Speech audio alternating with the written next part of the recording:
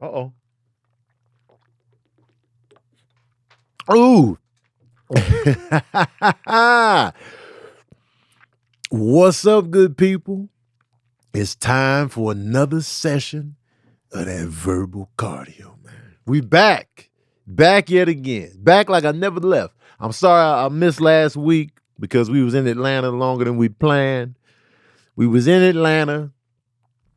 We did some podcasts there. We did 85 South. We did More Than Culture.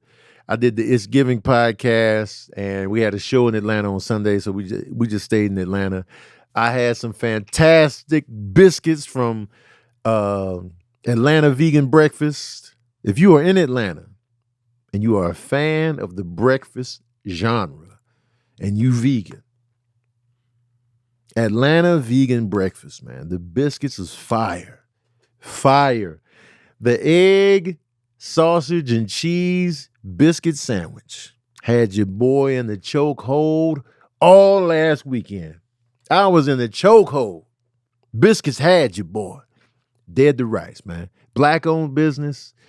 Get in on it if you are in Atlanta.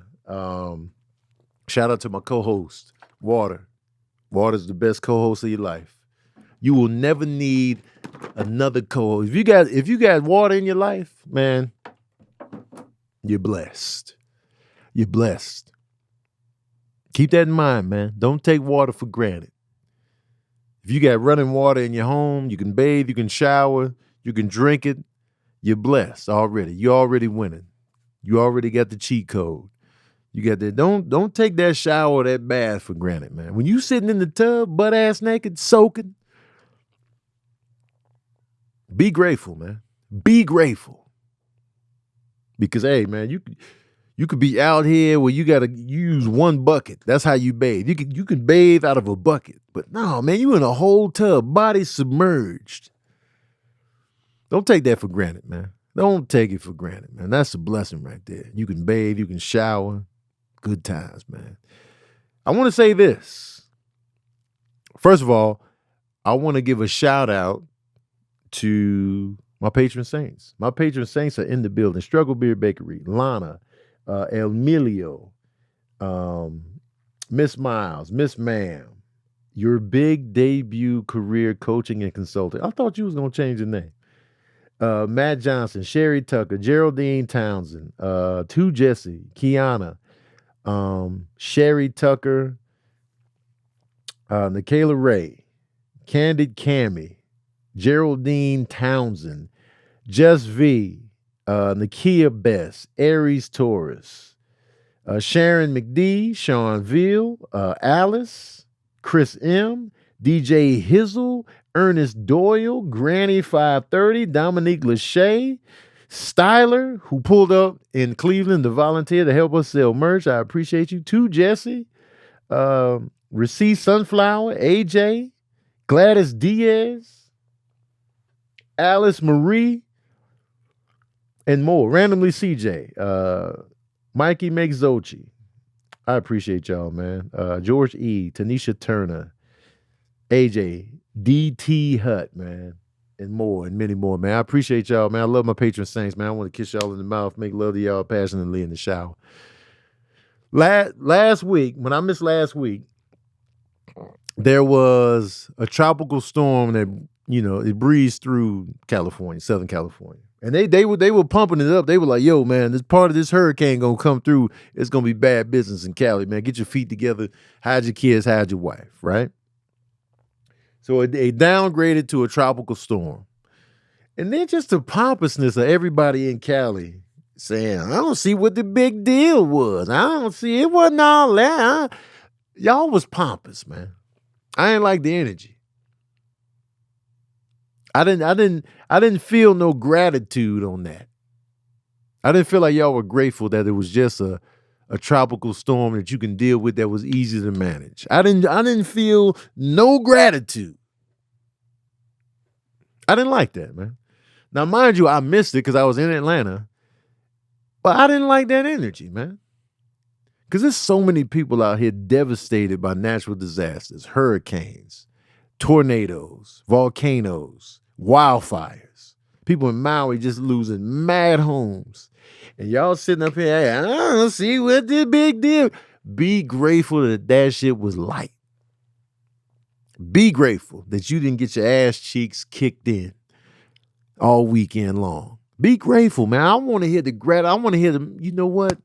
Thank you, Lord, for letting that be just a little tropical storm. We appreciate it. Thank you. It could have been so much worse. It could have been massive flooding. It could have been all kind of shit. So instead of complaining about the overhypeness of the weather, be grateful. Be happy. Be thankful. That's what I want to see. That's the energy I want. Because I'm sure it was people that have been through some real shit out here homeless, out here fighting for their lives, looking at y'all like, oh, must be nice. We out here homeless in Maui, fresh. So I wanted more gratitude on that. Sprinkled the gratitude on that, man. Complaining because it wasn't what you thought it was going to be. This ain't a movie. This ain't no summer blockbuster. This ain't no restaurant. This ain't no TV show. It's weather, natural disasters. If they don't meet your expectations, be thankful. Talking about y'all acting like y'all wanted y'all money back. I'm like, man, y'all tripping. Gratitude, man. Be thankful, man. Shout out to Amir on the ones and twos back here.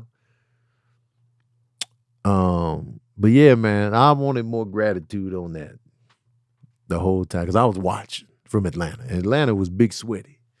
Atlanta was hot as hell. So I agree with everything you're saying. Man. As somebody who's been through a hurricane, you don't want to have to deal with what a hurricane can actually be. Come on. So the man. people were, I was like, I was out Saturday because I had to get something, and I was just like, it's just a chill day for y'all. But it was like, because I wasn't sure. I was like, I'm just preparing in general. Right. And everybody was like, you might be doing too much. So I was like, nah, man, if the power go out or whatever, there's a possibility that we're not going to have water. So we need water. Right. We got to have food. If electricity go out, how we going to eat? You know what I'm saying? We got to have something that's going to be able to, you know what I'm saying? Like, it's just being prepared. And I don't, a lot of people, like, water was gone. Most people grab, like, eggs and stuff. And if you overdid it, then that's cool because that means that, hey, you was prepared though. Exactly. Like that's all I was like. My dad was like, I don't even got to tell you what to do. He was like, you already know. And I was like, yeah, I do. I was like, I got my flashlight. I got my water. We good. Like, we gonna sit in here. We just gonna chill. Like we're not gonna do too much. We just preparing for if anything You'd rather be happen. over prepared than under. Especially LA because having infrastructure to make it through rain as is. So then you think if a hurricane actually hit LA, oh my goodness. Oh man, the whole city would collapse. Literally. They're not ready. They can barely handle hard rains, the mudslides, the way people drive. It's just regular streets crumbling. It's just like, damn, from the light rain. Now, full hurricane? Come on, man. Be grateful, Southern California. That's the word of the day, man. Gratitude. Kev on stage had posted something yesterday. He was talking about how, people reliving their glory days from high school or whatever. And then just leaning on that. Kind of like Al Bundy, how Al Bundy on Married with Children, he was all about his glory days playing football in high school. And I was thinking, he was like, and Kev was like, man, that was 20 years ago, man. We moving on to the next. So I got to thinking about my own high school days. And I was like, yo, I have no real highlights from high school. I played football in 9th grade, never continued playing. I tried out for the basketball team, never made it. I was a virgin all throughout high school. I was cool.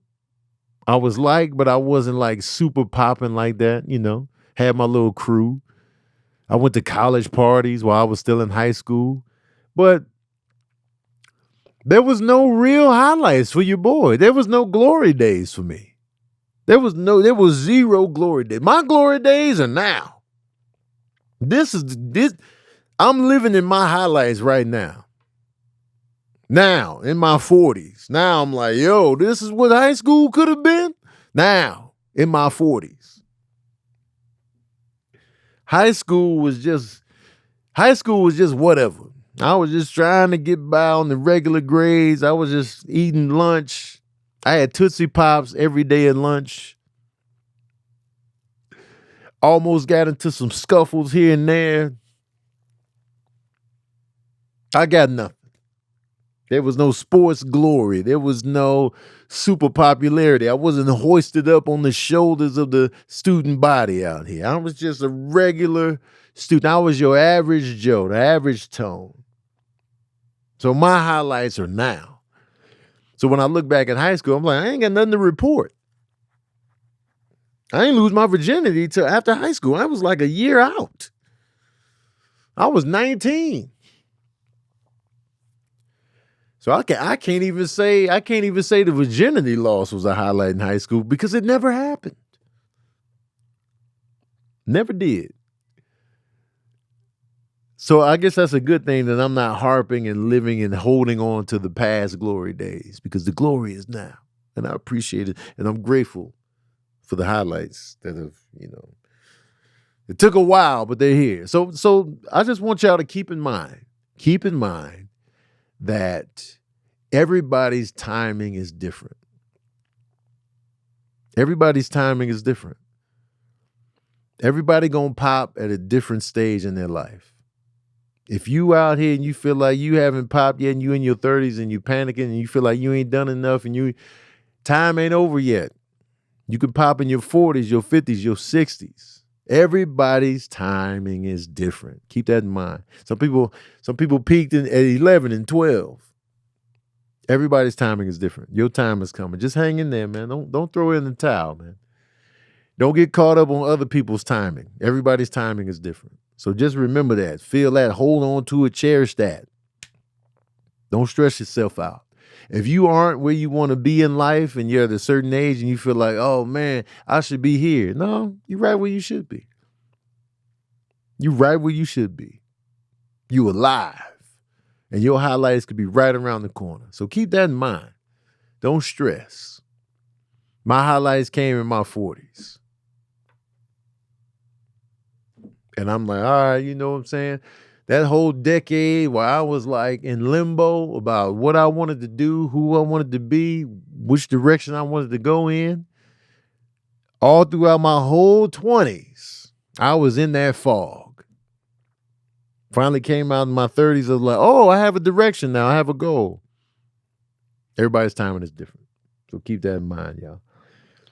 Speaking of high school, I realized recently I was listening to "You Don't Know My Name" by Alicia Keys.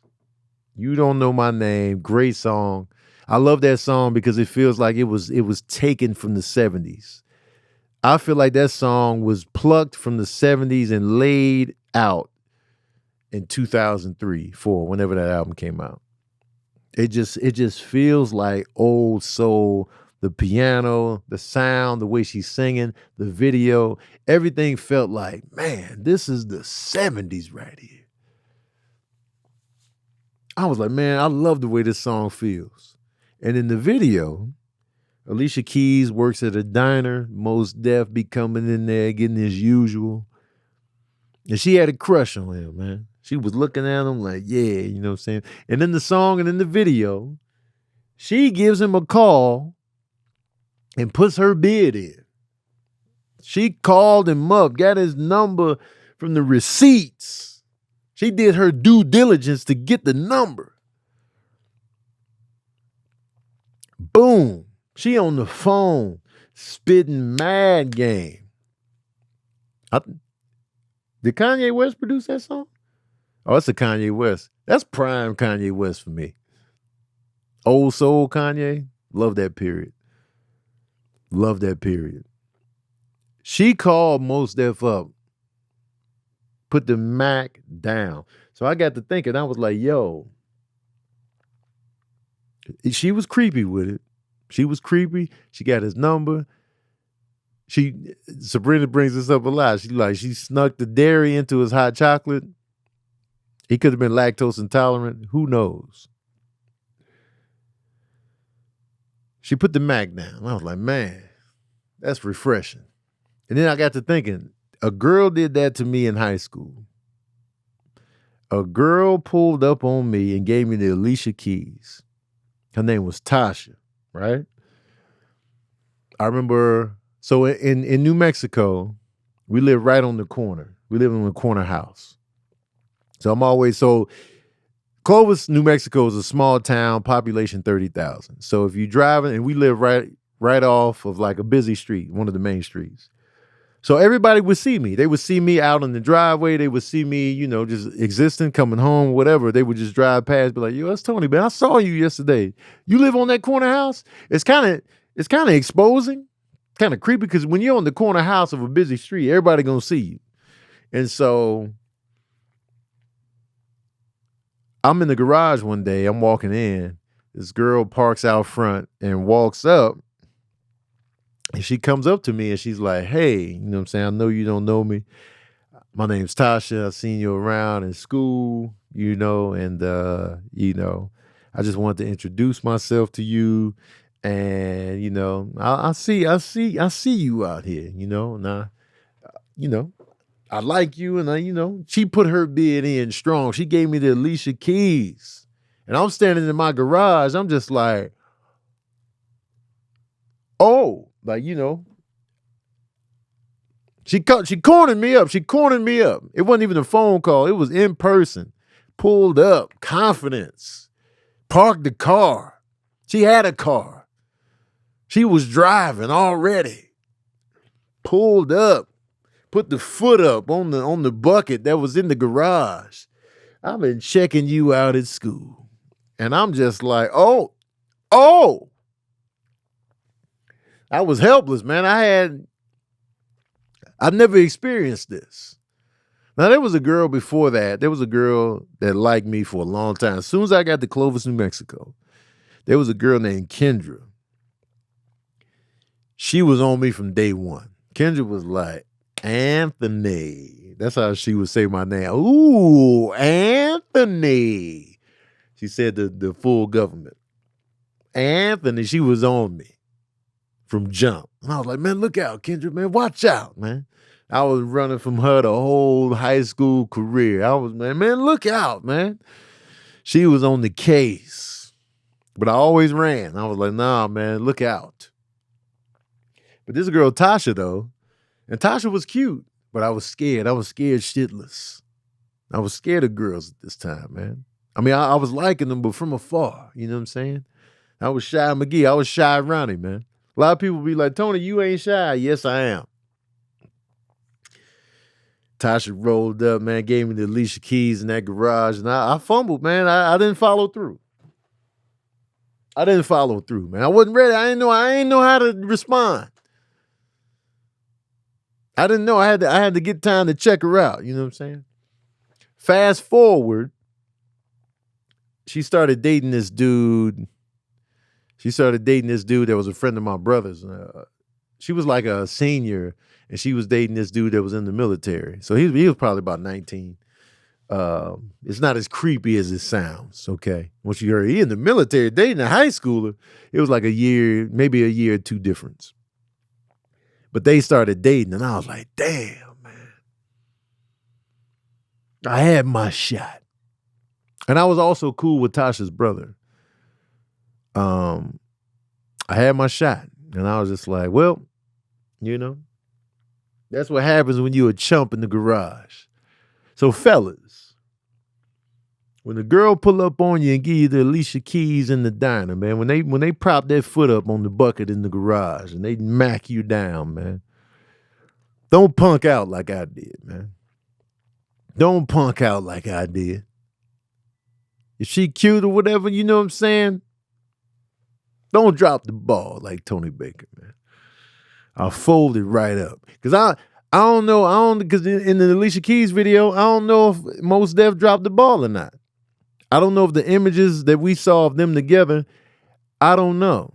I don't know if that, really went into romance for them. I can't tell.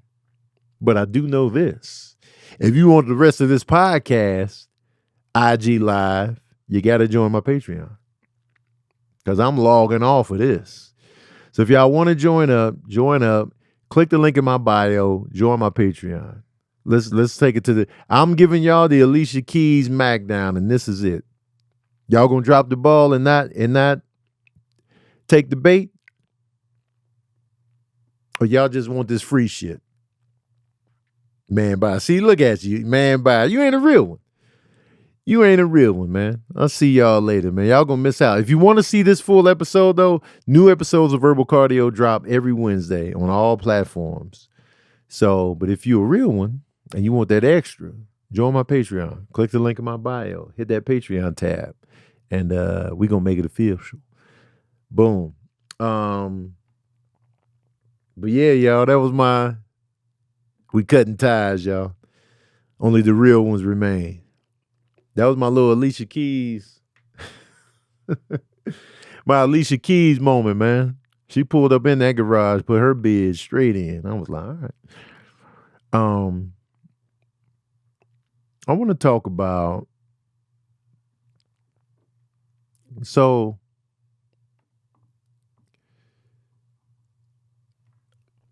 there was a little dust up between Melly Mel and Eminem, right? And Melly Mel was speaking disrespectfully about Eminem or whatever, and then Eminem fired back in a song. Didn't give Melly Mel too much heat, but he let him know, man, look. And my thing is this.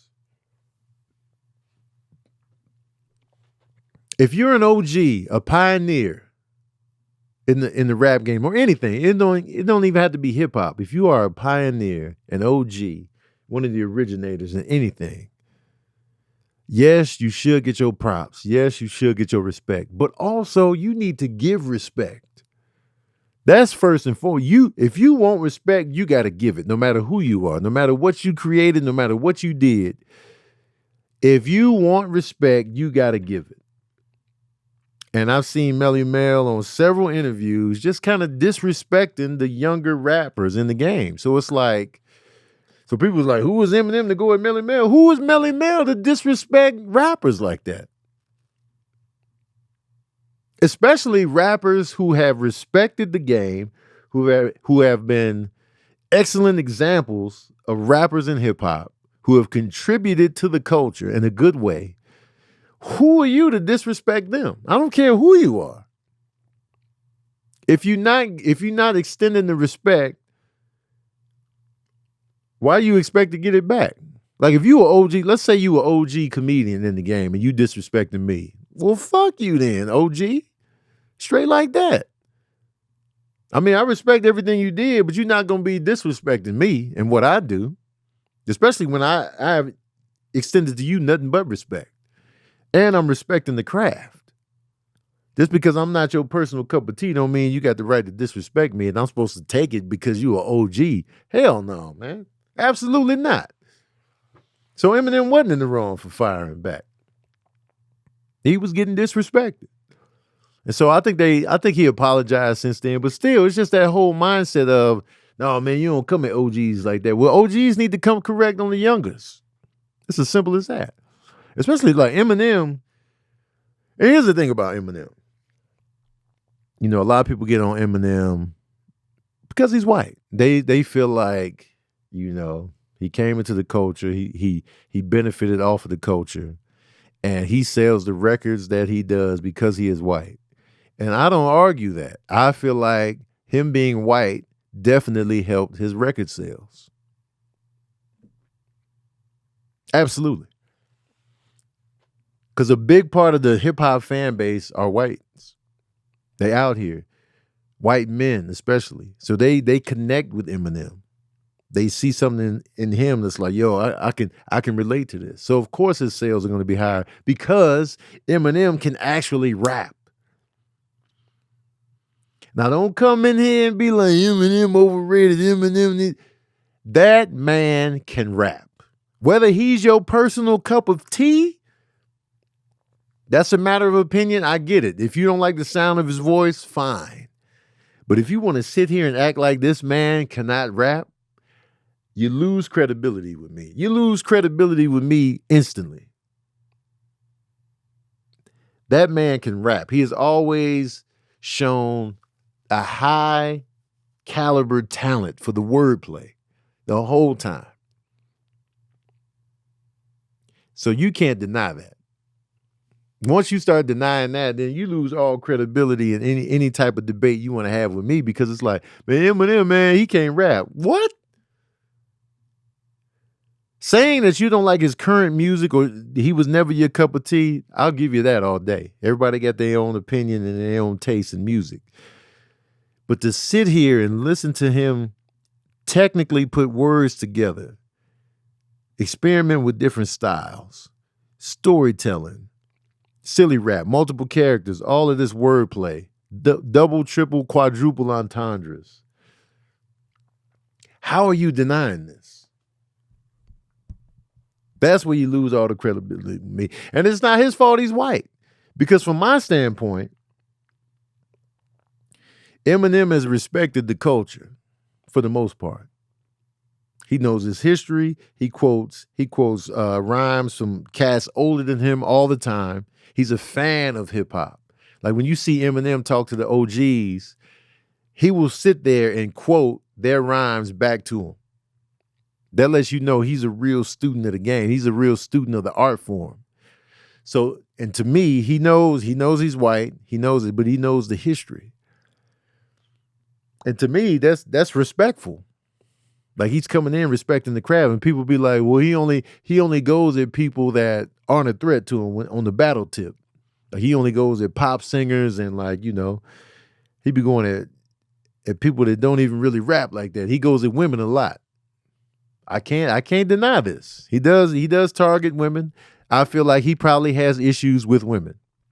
That's the vibe I get from Eminem, from Marshall Mathers. Historically, I feel like his relationship with women has something to be desired. He had beef with his mom, had beef with his baby mom. That whole Mariah Carey dust up, I feel like he definitely has had his issues with women. He can't hide that. But I feel like with Eminem being a white rapper, I feel like he always had to tread lightly on who he targeted with his lyrics. He comes from that battle tested Detroit hip hop scene where we battle. We're gonna come at you, we're gonna come at your throat. So him being white, he got to be careful at who he comes after. Because if you come after just targeting all these black rappers, it's like, hey man, who is you, white boy? The fuck you doing up in here? Targeting all these black rappers.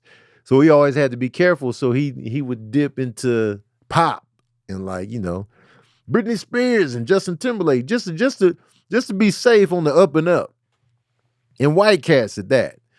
Then as time went on and cats is firing at him, then he would fire back at the black rappers, the Ja Rule, the Benzinos, the whatever. And people look at them and like, yo, that's lower caliber. So you gotta tread lightly when you're a white rapper out here. And white rappers, they get the extra special treatment. If they are above average, they gonna get the extras. You know what I'm saying? Vanilla Ice came out the gate with a hit song. Vanilla Ice's debut album is one of the best-selling rap albums of all time, to the extreme. 7 million copies sold. 7 million copies sold. The Beastie Boys, Diamond, 10 million. Might be at 11 million now. Eminem has the best-selling hip-hop album of all time in the Eminem Show. 12 million sold. No double albums, no double certification. Eminem Show is sitting at 12 million. He probably got the top 2 best-selling hip-hop albums of all time. So that whiteness definitely plays into the success and the numbers. But underneath that, this man can rap. So I just want to say that. I just want to put that out there. So when you come in with an Eminem debate and you be like, man, he can't rap like that. He can't rap that good. I'll be like, you know what? I'm not even going into these waters with you. Not even going. Can't do it. Paul Wall, baby. What y'all know about me? I like Paul Wall, man. Paul Wall. Speaking of records being sold, Michael Jackson. I've been on like a Michael Jackson kick lately. Like I've just been watching YouTube videos on Michael lately, just digging into Michael Jackson. Because they're always comparing these artists to Michael Jackson. Like today's artists, they'd be like, Beyonce is the Michael Jackson of our time. Taylor Swift is doing Michael Jackson level things. Nobody's coming close to what Michael did. Nobody's coming close. Regardless of how many tours they selling, how many tickets is being sold. I see what Beyonce and Taylor Swift are doing. It's great. It's fantastic. But, and a lot of you, if you're young, if you're too young to remember what was going on with Michael Jackson, hush. If you just watching YouTube videos and clips of yesteryear, I need you to just take a seat real quick. I saw it in real time. I saw it in real time. I remember when Thriller dropped, the best-selling album ever made. I remember when it was new, when it dropped. What Michael Jackson had going, I ain't never seen nothing like it. And we probably won't get something like that ever again. They always trying to force everybody else to go up to that level. Harry Styles, Taylor Swift. And there's artists out here that have sold millions of records. Garth Brooks, Shania Twain, goddamn, The Eagles. Greatest hits. Greatest hits even surpassed Thriller in total sales, but it's the greatest hits album. Cheat code. But worldwide, it's still Thriller holds the #1 title. But that's a band. Ain't no hysteria behind the Eagles. Ain't no just mass hysteria. People passing out, people just fainting, people just... And black folks ain't really rocking with the Eagles like that. Michael Jackson transcended everything. Black folks ain't really rocking with Taylor Swift like that. Black folks ain't really rocking with Garth Brooks like that. Michael Jackson had everybody by the ball sack. Everybody by the balls. Black, Asian, white, Hispanic, Yugoslavian, Greek, Russian, Indian, Japanese, Chinese, Korean. He had everybody by the balls. Even if you didn't have balls, he had your balls. Everybody.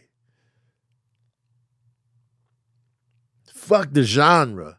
Michael Jackson was worldwide humanity. I ain't never seen nothing like that. Never seen nothing like it. It was crazy. It was ridiculous. I wanted to be Michael Jackson. I had the poster. I wanted the glove. I had the penny loafers. I wanted that Thriller jacket. I wanted the Beat It jacket. I wanted the shirt he had on in the Beat It video with the little piano keys on it. I wanted that shirt. I wanted the shirt. I wanted the curl. I wanted my curl wet. Till his hair caught on fire. And then I was like, you know what? I'm cool on the curl. When his hair caught on fire, I was cool on the curl. I was like, you know what? I don't need the curl. I'll just keep my shit dry. I might put some Herbex on it and just call it a day. It was crazy. It was a time that we'll never see again. Like right now, with social media, imagine Michael Jackson hitting in the social media age where he can be everywhere all at once. See, it wasn't like that back in the 80s. You know what I'm saying? You had MTV, you had Friday Night Videos, you had pretty much one-stop shops for how you consumed your music. MTV, Friday Night Videos, the radio. You had like 3 avenues. Then you had to go to the record store and actually buy the album. You had to go out and physically get the copy. You had to physically go get it. You had to make a trip to the store, make the effort. I want this Thriller record. You had to take it back to the house. You had to look at the album as you went back home. You looked at the album. You couldn't even listen to it till you got home.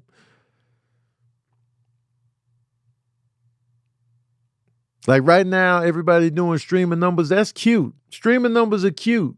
But how many people are putting forth the effort? I'll give you Taylor Swift. When she be dropping them vinyl joints, they be selling. But they don't be Thriller selling.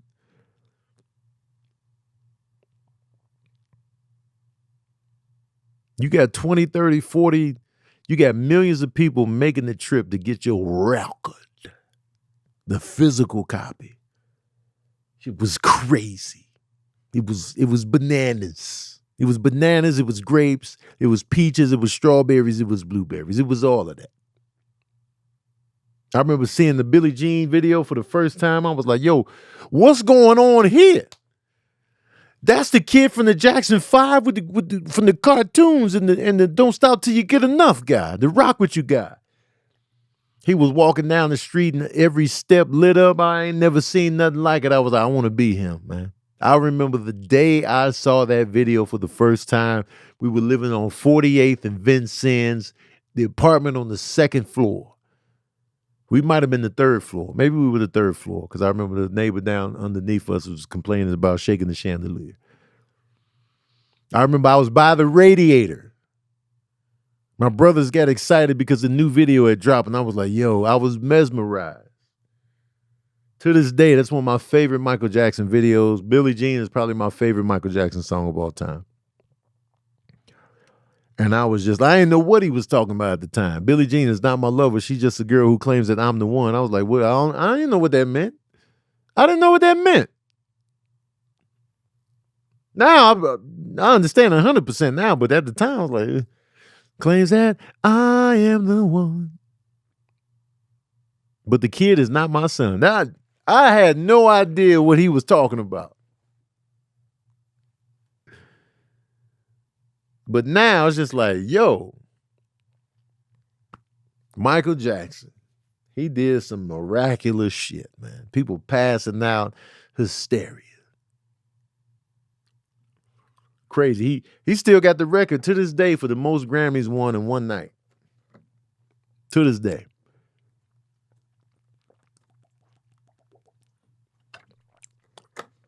To this day.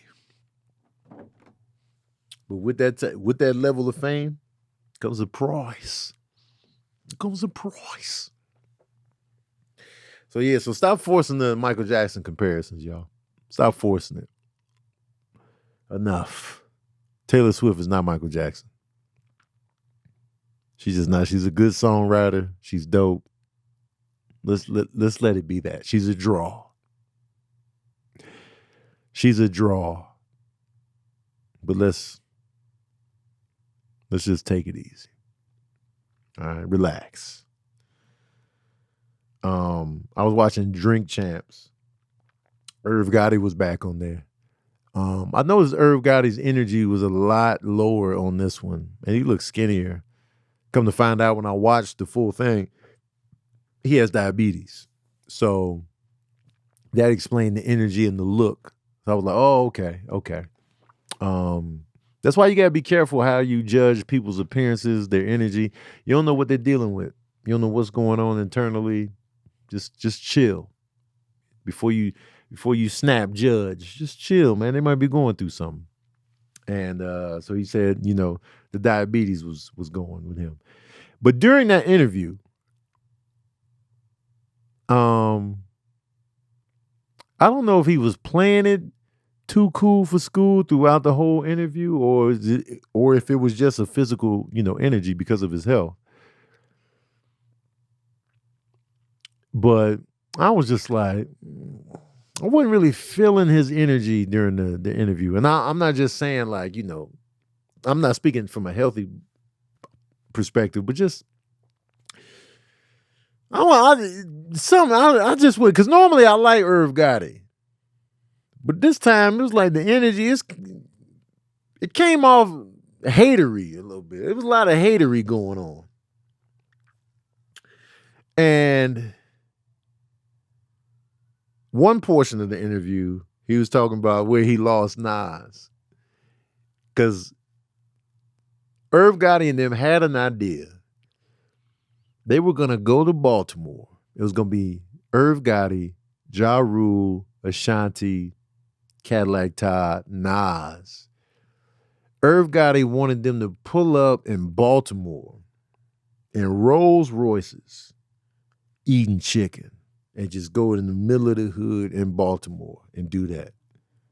That was his idea. He was like, it's going to be crazy. That's going to be a moment for people to remember. And Nas was like, yo, what if we get killed? Nas told Irv Gotti, yo, what if we get killed? And Irv was like, that's where we lost him, man. He was scared. I'm like, yo, he wasn't scared. He was smart. That's not the move. And Irv was like, Ja Rule was down for whatever. But listen, man, Ja Rule was in on the Fire Festival. He's not.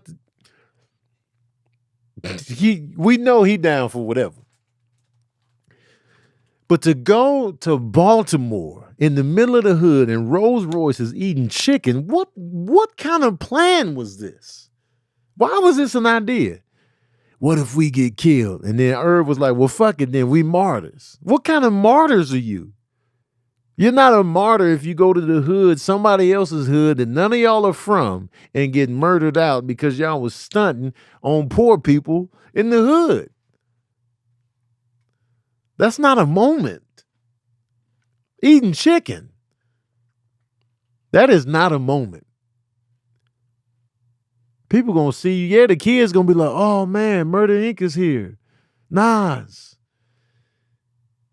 But the OGs and the Hungry Thundercats gonna be like, yo, man, who they think they are coming up in here? In our hood, ain't none of them from Baltimore. Nas is from Queens. Irv Gotti is from Hollis, Queens. Ja Rule is either from Jamaica, Queens, or Hollis, Queens. Ashanti is from New York. Why are y'all in Baltimore in the middle of the hood in Rolls Royces eating chicken? What you doing then? Don't nobody know y'all like that. That's a silly plan with the murder on the thing. Ooh, if it's murder you want, it's murder you gonna get. So I felt Nas on that. I'm like, hell no, we ain't pulling up to somebody else's hood stunting on the poor. That's silly, man. Because I like to go to the hood. I like to go to the hood in every city I go to. But when I go to the hood, I'm dressed down. I don't even have my wallet on me. I just be out there with my phone and in workout clothes. I don't want no smoke, but I want to be amongst the people. That's all I want. I'm not out here, trying to show off, none of that. I'm out here in sweats. I just want to connect with the people. I want to be in the community. I like going to the hood in every city I go to, but I would never go to the hood to show off, stunt, floss. That's ridiculous. That's how you get yourself in the jam. You don't move like that. You don't do that. If you want to be in the hood, that's fine, but respect it. And I feel like showing up in the Rolls Royce eating chicken, I feel like you're not respecting it. I feel like you're not respecting it. Now, if you want to throw some money to the community out of the Rolls Royce trunk, if you want to just hand out stacks of cash, then all right, it's a little different. But even that, I will roll up in a regular vehicle, a Nissan Sentra, money in the back. Like, yo, I'm handing out stacks of cash. I'm not coming in with the Rolls Royce. Nah, that was a dumb plan. And then he mentioned, Irv Gotti got a huge deal. He got like $100 million for the publishing and stuff like that. And he said he gave Ja Rule like a 7-figure check, and he gave some other cats some money. But he was like, Ja Rule was the only one. And I was like, I wonder if he gave Ashanti bread though. Because he said it was just Ja Rule, but I was like, yo, I feel like Ashanti should get broke off as well. Because Ashanti was doing numbers. And she was on Murder Inc., right? And I know they not, they probably not on the best of terms, but I mean, come on. Ashanti was doing numbers for the Ink. So I'm hoping that he broke some bread for her too. You know what I mean? And no doubt, Ja Rule did his goddamn thing. He earned every penny. But I feel like I'm hoping, and I don't want to be pocket watching, but they made that episode about the pockets a lot. So I'm hoping that he broke Ashanti off as well with some good coin. I know I would have. If I get $100 million, I'm breaking cats off. I'm breaking cats off, man. How much money you need? How much money you need? Run her the cash, man. And it's funny too, like I was talking about this to some comedians and stuff like that. And I was just like, why do we highlight the negative? I'm guilty of it too, but like, why do we highlight the negative? Under waves and showers of positivity, we will zero in on the negative and we will zoom in, highlight, and put that up on the wall. You got all of this positivity going. You got all of these blessings to be thankful for, all of these props, all of these compliments, all of these just good energy pieces coming your way. One negative thing, we highlight that and hold on to it. Why do we do that? Why do we hold on to the negative so tightly? Forget everything else. Forget everything else. Forget all these compliments and props and praises and good traits about a person. This one thing you did or this one thing that was said, we hold on to that for dear life. Why? What is it in us that makes us hold on to the negative? And one thing I was thinking, it was like, we do a comedy show, right? This is an example for me. We do a comedy show. Everybody's laughing. 200 people laughing. One person is not. Who do we remember? The person that's not laughing. Forget everybody else in the audience that's just dying, wiping tears. Somebody passed out. This dude laughed so hard, he burst into flames. Jesus came in, laughed, and did a cartwheel in the back. But we like, yo, that one dude right there in the third row, he didn't laugh at me the whole night. And that's what we remember from the show. Forget everybody else. That they was swinging from the chandeliers, they was doing cartwheels, they was walking on stilts, laughing hysterically. That one dude is all we remember. Why? Is it because they stand out? Is that why we focus on the negative? Because it stands out? I remember this show we did in Sacramento in 2019. We was in Sacramento. The audience surrounded us. Great energy in that mug. It was the Real Comedians of Social Media Tour. All of us remember the one lady that didn't laugh the whole goddamn night. You talk to any one of us that did that show. The lady that never laughed. Everybody else dying, laughing, clapping, applause breaks. They having the time of their lives up in there. That one lady sitting in the front, prime real estate seating, she didn't laugh at a goddamn thing. And that's what we remember from the whole show.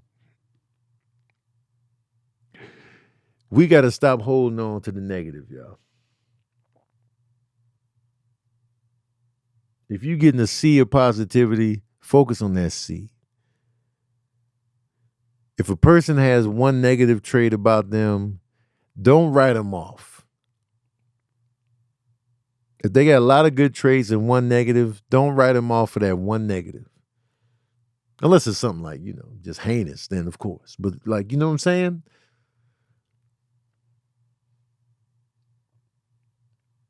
Let's try to be mindful of the good things and nurture those good things. I know it's easier said than done.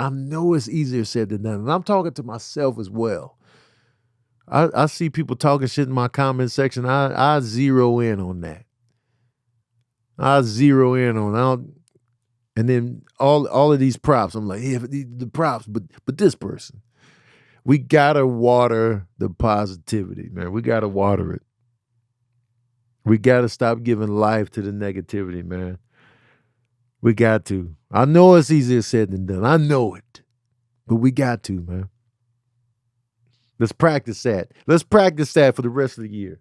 Let's practice focusing on the positive, focusing on the good things, watering the kind words, the compliments, the support. Let's water those things. Anything negative, man, look out, man. Watch out, man. You ain't talking about nothing. But this, let's highlight that. Let's focus on that. Let's get it. Let's try it. Let's get it. Struggle Beard Bakery, man. Get out of here. Beat it. Scram. Struggle Beard Bakery pulled up on me in Chicago, bro. Mad crack in the bag.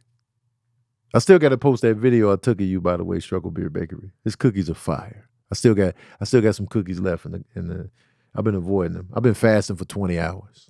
I'm running on fumes here. Last but not least, before we get to the this or that, get your this or that ready. Last but not least, stop making weak ass excuses and getting mad because people call you out on your weak ass excuse. Just did that. I posted a post about when people make excuses. I can tell who the excuse makers were in the comment section. I can be like, oh, you be making excuses. You be making excuses. Because if you got triggered by my post, that means you make whack ass excuses. I'm gonna find exactly what I posted and share it with y'all. One thing about me, I will throw a lame ass excuse on the grill and brown it evenly on both sides.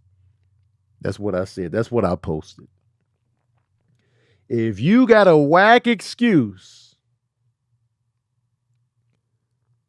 I'm gonna throw that excuse on the grill and brown it evenly on both sides. And somebody asks, just curious, how do you decipher an excuse from a valid reason? What some of y'all are calling excuses are someone's valid reasons that you don't like. No shade here, I promise. You know a whack excuse when you hear it. You know it. There are valid reasons why people can't do certain things. Plenty of valid reasons. But you know it when you hear it. Some people will fight tooth and nail to defend their bullshit ass excuse. Tooth and nail.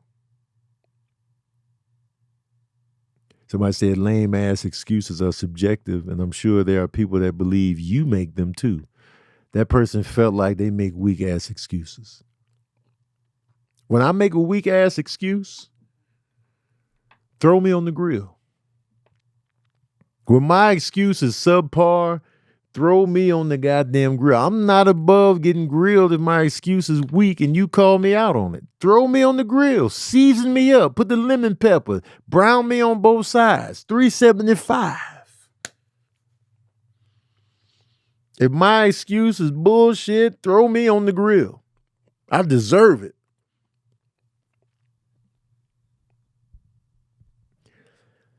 Stop defending your weak ass excuse tooth and nail, man. And don't get your feelings hurt when your weak ass excuse is called out. You know your shit was bunk. You know your excuse was trash. Let's cut the shit. You know your excuse was trash. But you would rather defend that weak ass excuse wholeheartedly than take any other route. Be accountable for your weak ass excuses. That's all I'm saying. And if I grill you on it, so be it. Let's get to the this or that, man. Miss Miles, FTW. 3 feet high and rising or low end theory? Man, they talking their asses off over here. Hush. 3 feet high and rising by De La Soul or the low end theory by a Tribe Called Quest? I don't like this question. I'm going to go with low end theory by a Tribe Called Quest. that goddamn scenario.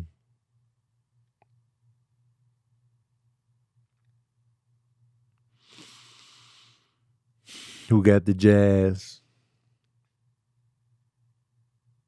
Yeah. Yeah, man. Going Low End Theory, man. Check the rhyme. Low End Theory is one of the best albums I've ever heard. Gotta go with the Low End Theory. 3 Feet High and Rising is fantastic. And since I never had the 3 Feet High and Rising tape or the CD, I've been missing out on 3 Feet High and Rising for so many years, and I've been living with Low End Theory for mad long. So I'm gonna go with Low End Theory on that one. G. Lowry asks, is it an excuse to say I just ain't got it in me today? Like if you were gonna do something and you canceling.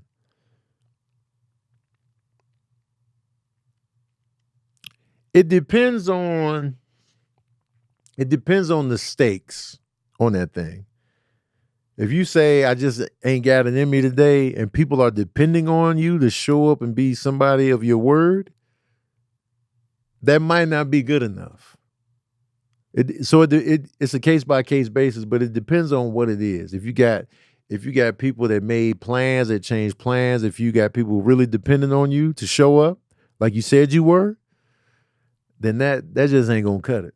If it's something light like a get together or like, a game night or just a hangout, that's different.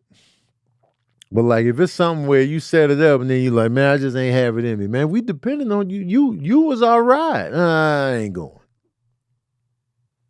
Then it's be like, man, come on, man. That ain't enough. Tanisha Turner asks, this or that. Comments or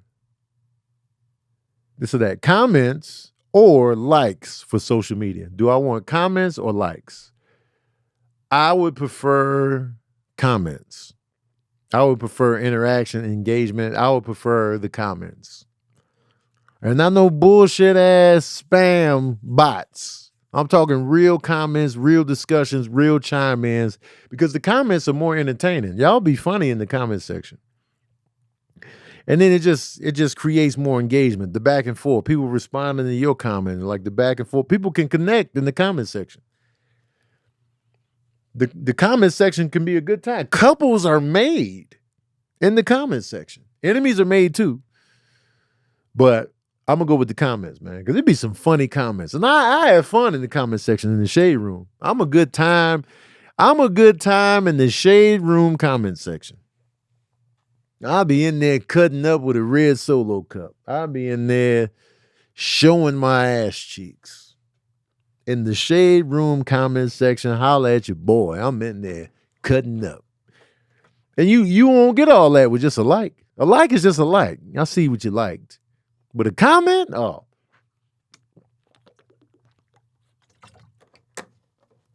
Let the good times roll. DT Hut, J. Cole versus Crit, lyrics and production. Why y'all be doing this? Y'all be taking people that I love purposely. Yo, I know he a fan of J. Cole and Big Crit, so I'm gonna put them together. Why y'all be doing this?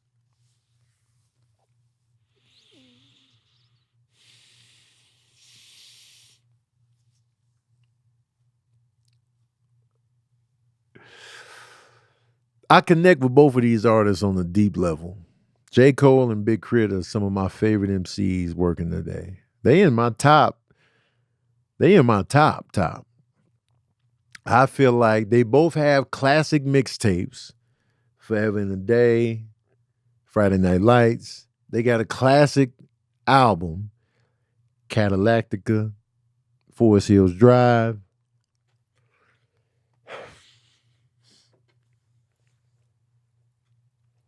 On the production tip, and they both produce.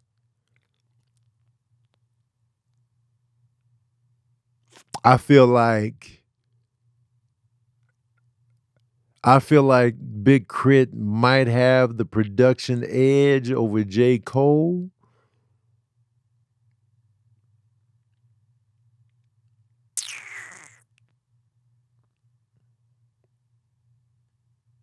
Ah.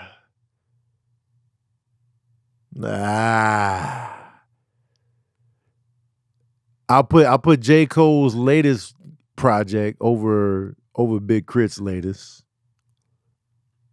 That's for sure. Man, it's a tie, man. I can't, man. I'm taking a drink, man. I can't decide. I can't decide, man. I don't know. I don't know if it's J. Cole or Crit. I can't decide. Man, look out. That's my answer. I can't decide. Okay, Cutie B asks, full flavor vegan. 0 calories, 0 fat, 0 sugar, 0 carbs, 0 sodium foods. Crispy French toast. Boneless cookies, peanut butter, or biscuits. So, okay. So I can pick 2 of these. They full flavor and they giving me no calories, they giving me no fat, they giving me no sugar, no carb, no sodium. So I can just eat and enjoy with no negative side effects, is what you're saying. Crispy French toast, boneless cookies, peanut butter, or biscuits. Which 2 am I choosing? I'm going with the crispy French toast.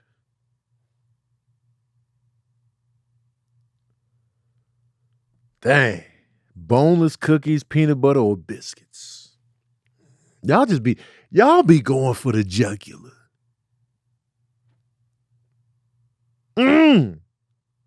That's a good ass day. This is a good ass day right here. If I can just eat crispy French toast, boneless cookies, peanut butter, and biscuits all day, me, with no ramifications, it's gonna be the best day of my goddamn life. Oh man. So I got the French toast. I'm going with the French toast because I've been craving breakfast for months now. And I need French toast in my life. With the crispy edges, oh, goddamn. Yes. I'm going with the French toast. I've been getting my biscuits fix on lately. For this question in the moment now, I've been eating biscuits lately. I had biscuits on Daddy Issues. I had biscuits in Atlanta. So I've been getting my biscuit fix. I just had boneless cookies. Struggle Beard Bakery just brought me some boneless cookies. I told them don't bring me a goddamn thing. Struggle Beard bought me cookies anyway. So I'm gonna sock them out and I'm blocking them on all platforms. I'm gonna go with peanut butter. I'm going to go with peanut butter with no ramifications. Give me the crunchy peanut butter. Give me the crunchy peanut butter. I'm going to put it on the French toast like The Rock be doing. If I can pick 2 of these, no ramifications. Give me the French toast and the peanut butter. Give me a jar of that crunchy, honey, Jif peanut butter. Give it to me, man. Just give me a spoon and just let me have at it. No ramifications. No pudge ups. Give me that. Give me that French toast and peanut butter day, man. I'm the happiest man on earth. It don't get no better than that for that day. The peanut butter and the crispy French toast. Oh, my God, man. Oh, I'm so hungry, man. I ain't answering no more food questions right here, right now. This is the last, this or that right here. Shoe Game Shan asks,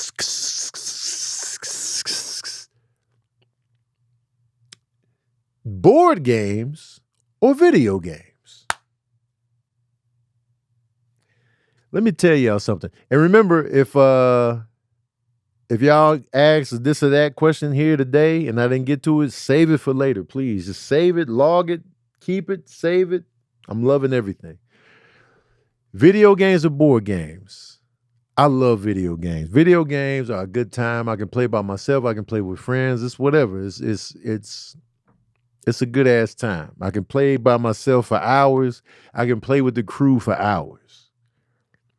Me, Sham, my brother Scott, Shift, Corn Dog, Lena, Letta, Gabe, Big Irish J, Reg,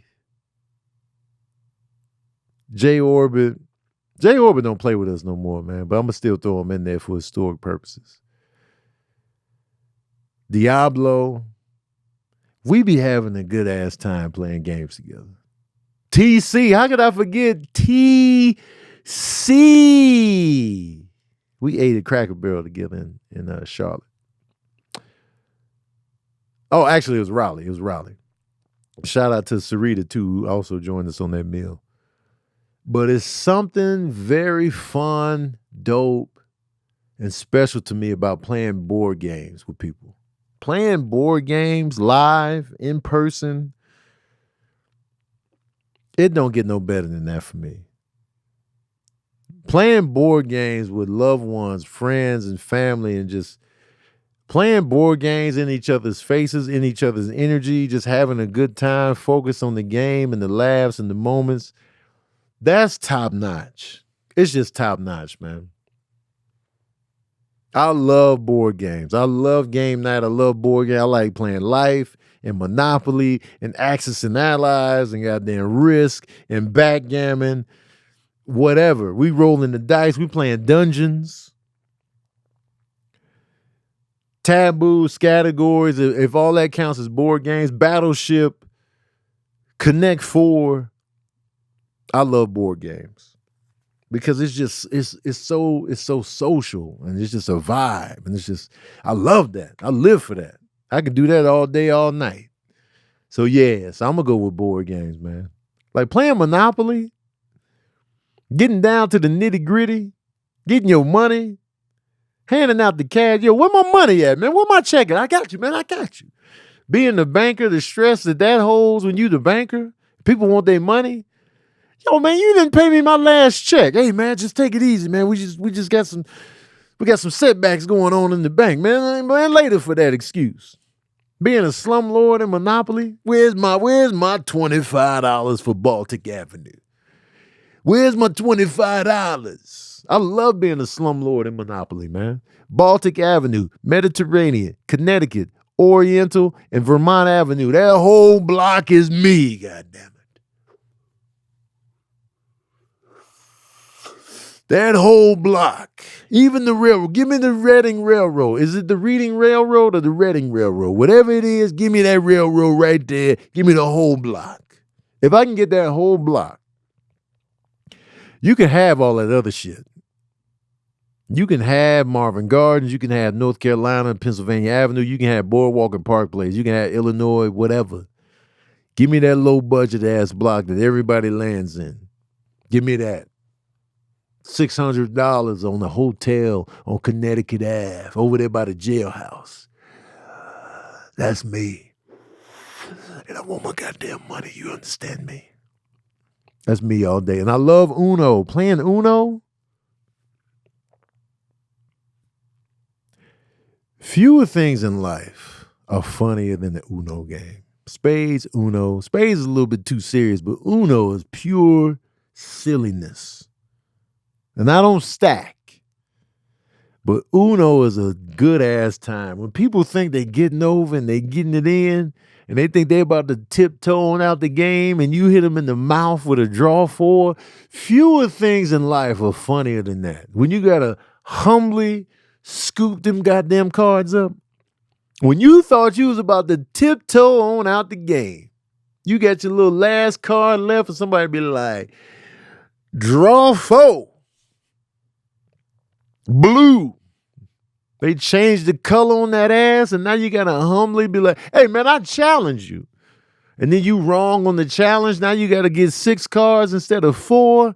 That is life. You done tore their ass loose. There's fewer things better than that, man. Anyway, board games all day. Remember, y'all, Patron Saints, save your this or that for a future episode of Verbal Cardio. I appreciate y'all. Y'all make this podcast so much better. I love y'all and appreciate y'all. This was a good ass time. Spread the word about Verbal Cardio, man. Spread the word. Tell your loved ones. Tell everybody, yo, you need to check out Verbal Cardio. It's a good time.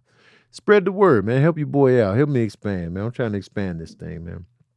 I appreciate y'all. I love y'all passionately. I'm tired of talking. And until next time, man, thank you for tuning in to another session of that Verbal Cardio.